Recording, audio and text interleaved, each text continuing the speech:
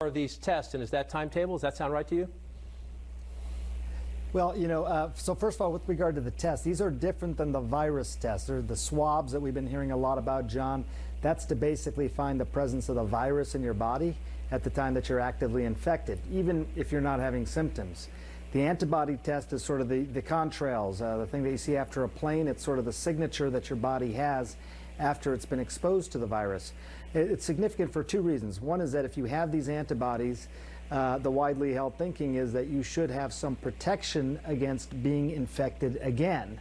And second of all, this can be really important for surveillance, John. Have I been exposed to the coronavirus? Have you? I haven't been tested. I haven't really had any symptoms, but it is possible that I was exposed. I don't know it. This antibody testing could help answer that question for me or for you or for anybody else in that same sort of position.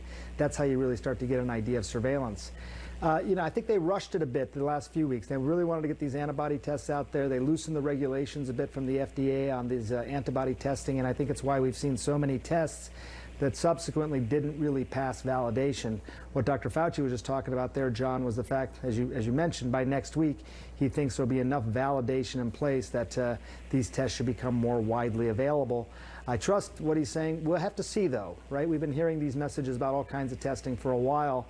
We got to actually see it, I think, to believe it. See it to believe it is a good way to put it. Sanjay, I want to play a moment from last night's